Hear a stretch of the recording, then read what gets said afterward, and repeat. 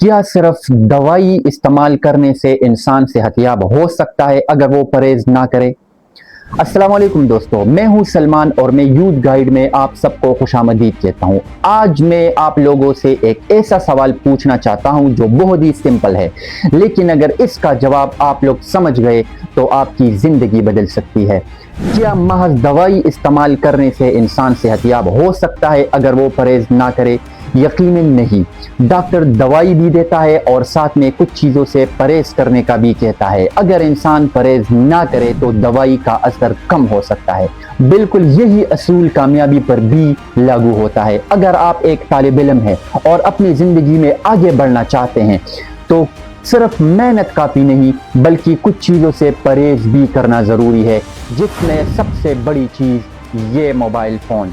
जी हाँ, वही mobile phone जिस पर आप इस वक्त मेरी वीडियो देख रहे हैं। मैं ये नहीं कहता कि मोबाइल एक बुरी चीज़ है, बल्कि मैं ये कहता हूँ कि इसका गलत इस्तेमाल बुरी चीज़ है। अगर आप रोज़ाना घंटों रील्स, टिकटॉक या बेमकसद वीडियोस देखते हैं, अगर गेम्स में इतना वक्त चला जाता है कि पढ़ाई के लिए वक्त नहीं बचता, तो आप समझ लें कि यही आदत आपकी ज़िंदगी की कामयाबी में सबसे बड़ी रुकावट है।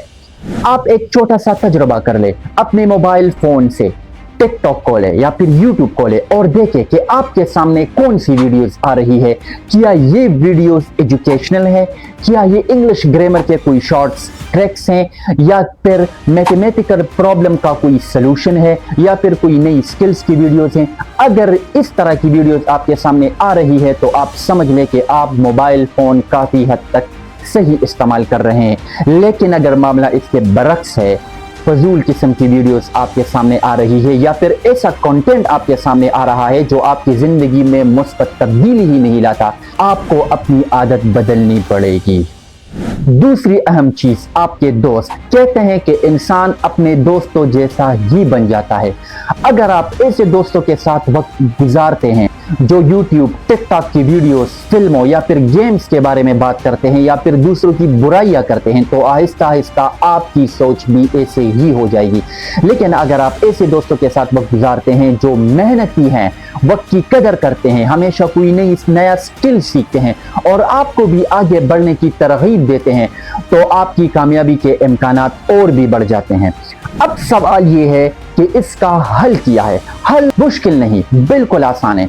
पहला कदम, आप मोबाइल का गलत इस्तेमाल छोड़ दें। मोबाइल को दुश्मन नहीं बल्कि अपना उस्ताद बनाए। इसी मोबाइल से कोई नया स्किल सीखे, इसी मोबाइल से इंग्लिश ग्रामर की वीडियोस देखे, अब अपनी इंग्लिश बेहतर बनाए।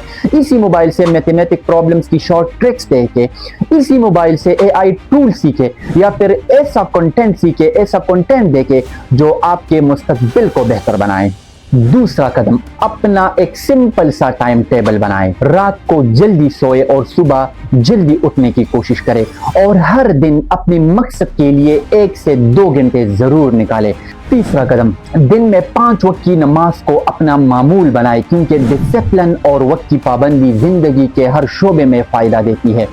अगर आप इन अच्छी आदतों पर अमल शुरू करें तो अपने दोस्तों को भी साथ लेकर चले, क्योंकि कामयाबी सिर्फ खुद आगे बढ़ने का नाम नहीं बल्कि दूसरों को भी साथ आगे बढ़ाने का नाम है।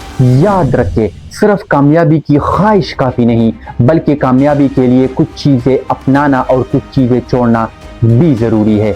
अगर आप आज एक अपनी बुरी आदत को छोड़ देते हैं तो चंद दिन, चंद हफ्ते, चंद महीनों के बाद आप खुद के अंदर एक बहुत अच्छा सा फर्क महसूस करेंगे।